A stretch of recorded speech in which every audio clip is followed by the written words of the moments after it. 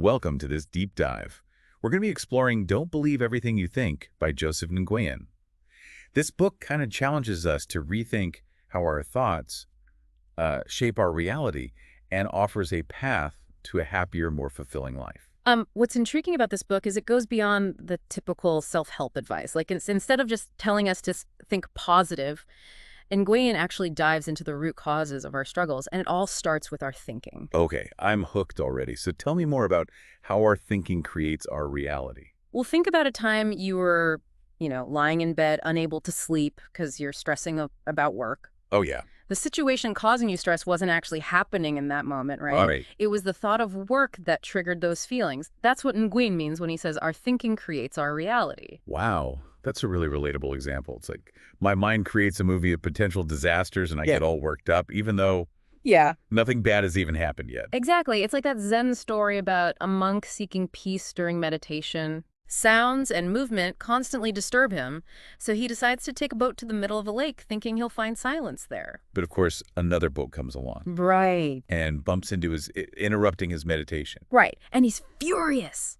Yells at the other boat only to realize it's empty. That's when he understands that his anger didn't come from the boat itself, but from his own reaction. So just like the empty boat, external events are neutral, and it's our thoughts that give them meaning and power. That's a powerful realization. But if our thoughts are so powerful, does that mean we just need to focus on thinking positive thoughts? That's where it gets interesting. Nguyen challenges that common belief. He asks us to recall a time we felt intense joy or love. Were there any thoughts present in that exact moment? That's a good question. When I think about moments of pure joy, like when I'm playing with my dog or listening to my favorite music, I don't think of a lot of thoughts present. It's more of a feeling, a sense of being fully present in that moment. Exactly. Nguyen argues that our natural state is joy, peace, and love. Think of babies. Their default isn't anxiety, it's bliss. The more we engage in thinking, the further we move away from that natural state. Okay. So if our natural state is joy and thinking is what causes suffering, how do we even begin to stop thinking? It seems almost impossible. Well, Nguyen makes a crucial distinction between thoughts and thinking. Thoughts are the neutral, raw material that flows through our minds. We don't control them, they just arise.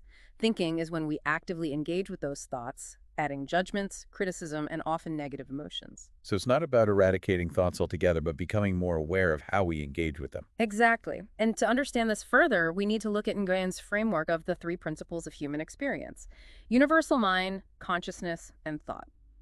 Okay. Tell me more about these three principles. The universal mind is the source of all life and creativity, the intelligence that connects us all. Think of it like the ocean, vast, interconnected, and constantly in motion. So we're all part of this universal mind, like drops in the ocean. Yes, exactly. Then there's consciousness, which is our individual awareness, our ability to experience this existence and perceive our thoughts. Imagine consciousness as the surface of the ocean where waves, our thoughts, rise and fall. And what about thought itself? Thought is the raw material for creation, the neutral energy that arises from the universal mind. It's like the water that makes up the waves. It can be calm or turbulent, but it's always there, flowing and changing. So these three principles work together to shape our experience of reality. But how do we shift from a state of constant thinking to a state of more peace and joy? That's where Nguyen's concept of non-thinking comes in. It's not about completely stopping thought, but about minimizing the time we spend actively engaging in it, especially the kind of thinking that creates suffering. He compares it to letting a muddy pool of water settle. We don't have to force it, we just need to create space and stillness for clarity to emerge. That analogy makes a lot of sense. It takes the pressure off trying to force ourselves to stop thinking, which ironically just makes us think more. Exactly. It's a gentle process of awareness and acceptance rather than a battle against our minds. Okay, I'm starting to get this. But I have a question. If we stop thinking so much, how do we still achieve our goals and dreams? Won't we just become passive and unmotivated? That's a great question, and Weena addresses it directly. He differentiates between goals that come from inspiration versus those driven by desperation. This is where it gets really practical. I have a feeling many of us are chasing goals from a place of desperation without even realizing it. You're probably right. Think about it. Desperation goals feel heavy, scarce, and urgent. They often stem from a place of lack and are a means to an end. For example, wanting more money to feel secure or chasing a promotion to escape a job you hate. It's like we're trying to fill a void with external achievements, but the emptiness often persists. I've definitely experienced that. On the other hand, inspiration goals feel light, expansive, and joyful. They're an end in themselves, like creating something purely for the joy of creating. It's like that feeling when you're totally absorbed in a project and time just melts away. You're not thinking about the outcome, you're just enjoying the process. Exactly. And Nguyen asks us to reflect on the thoughts present when we're doing our best work, when we're in that flow state. The answer? Very few, if any. This challenges everything I thought I knew about achieving goals.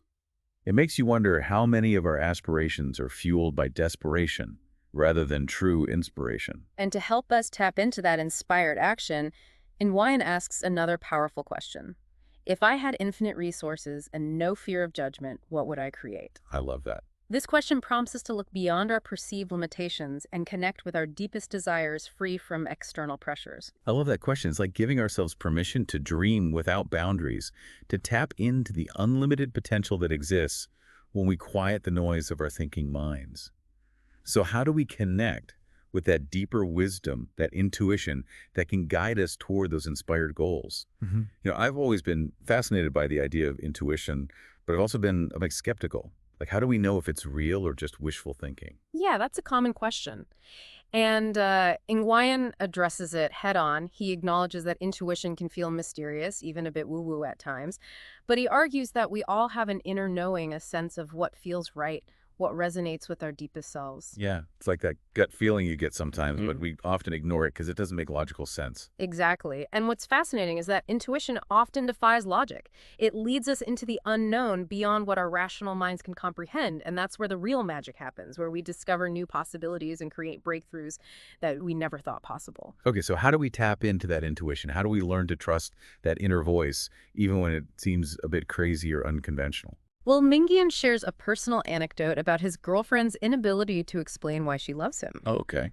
Her love is simply there, unconditional, and without any need for justification. That's beautiful. Reminds me of that saying, the heart has its reasons that reason knows nothing of. Exactly.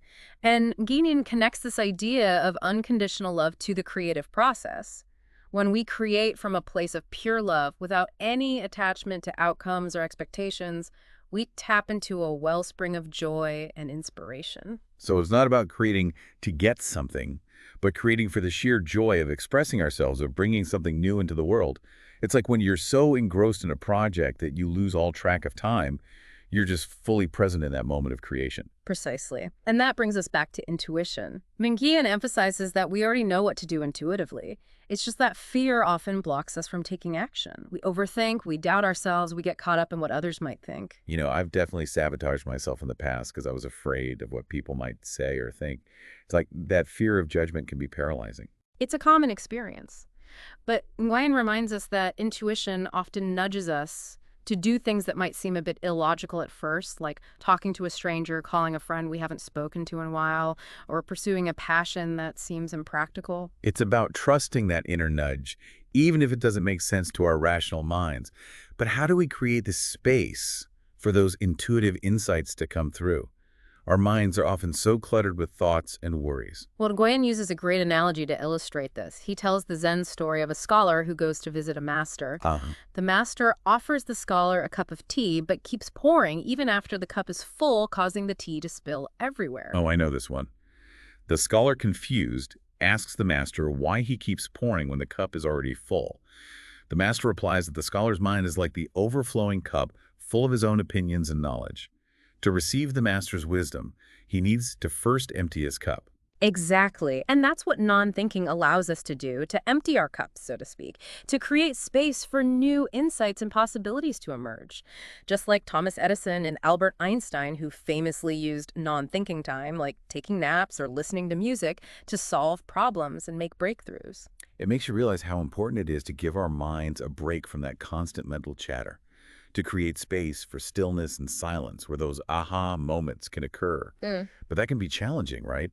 Our minds are like 2-year-olds. They want constant stimulation and entertainment. Absolutely. Our egos or our thinking minds thrive on that sense of busyness and problem solving. So naturally, when we start to quiet our minds, there's going to be resistance.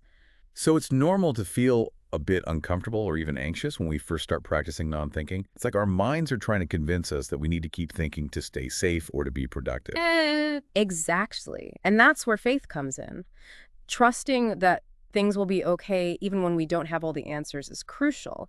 It's about surrendering to a power greater than ourselves and allowing the universe to guide us. It's about remembering that we don't have to control everything. That's something I've really been working on lately, learning to let go of control, to trust that things will work out even if I don't have a perfect plan. It's a lifelong practice, but a rewarding one. And Nguyen doesn't just leave us with these philosophical concepts. He offers practical tools and frameworks to help us cultivate a life of non-thinking. Okay, I'm all ears.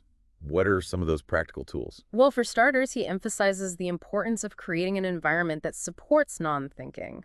This could involve things like minimizing distractions, spending time in nature, engaging in activities that bring us joy, and even being mindful of the media we consume. It's like setting ourselves up for success by creating a space that nourishes our minds and encourages us to let go of that constant mental chatter. I love that. Are there any other practical tips he offers? He also provides a powerful guide for overcoming destructive habits and behaviors, which he calls the Clear and Create framework. Hmm, that sounds intriguing. Can you walk me through that framework? Of course. The first step is becoming aware of the behavior we want to change and acknowledging the feelings and thought patterns that trigger it. This requires a lot of honesty and self-reflection. So we're basically becoming detectives of our own minds, trying to uncover the hidden motivations behind our actions. Precisely. Once we've identified the thoughts and feelings that drive the behavior, the next step is to challenge those thoughts and beliefs. Are they really 100% true? Are they serving us?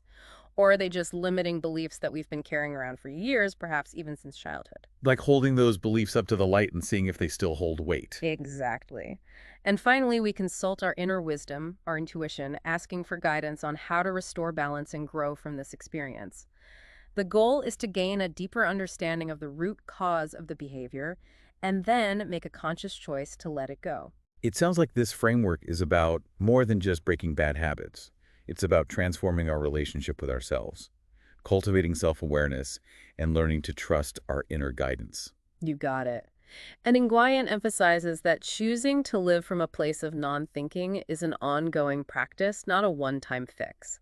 We'll inevitably fall back into old patterns of thinking, but what matters is how quickly we recognize it and return to a state of peace. So it's not about being perfect, but about cultivating awareness and compassion for ourselves as we navigate this journey of personal growth. It sounds like this process of non-thinking is about so much more than just like quieting our minds. It's about cultivating a deeper connection with ourselves, with our intuition, and even with something larger than ourselves. Yeah, you hit the nail on the head. Nguyen reminds us that this shift towards non-thinking isn't about becoming passive or detaching from the world. In fact, he argues that it actually enhances our ability to thrive. Now that's a paradox. Yeah. How can quieting our minds make us more effective in the world? Well, think about it this way. When we're constantly caught up in our thoughts, we're operating from a limited perspective. We're reacting to the world based on our past experiences, fears, and assumptions. It's like we're seeing the world through a filter of our own mental noise. Exactly. But when we quiet our minds, we create space for new possibilities to emerge. We become more receptive to inspiration, to intuitive insights, and even to synchronicities that guide us towards our goals. So it's not about forcing things to happen, but about aligning ourselves with a greater flow, a universal intelligence that's always working in our favor. Precisely. And Nguyen emphasizes that this state of non-thinking is not about suppressing our emotions. It's about becoming aware of them, acknowledging them, and allowing them to pass through us without getting caught up in the stories our minds create around them. So it's not about never feeling anger, sadness, or fear, Yeah. but about learning to ride the waves of those emotions without getting swept away by them. Yes. It's about developing a sense of inner spaciousness, where we can observe our thoughts and emotions without judgment, knowing that they are temporary and don't define who we are. That makes a lot of sense. It's like creating a space of inner peace that's always available to us, no matter what's happening in the external world. This all ties back to Nguyen's core message, doesn't it? That thinking is the root of suffering.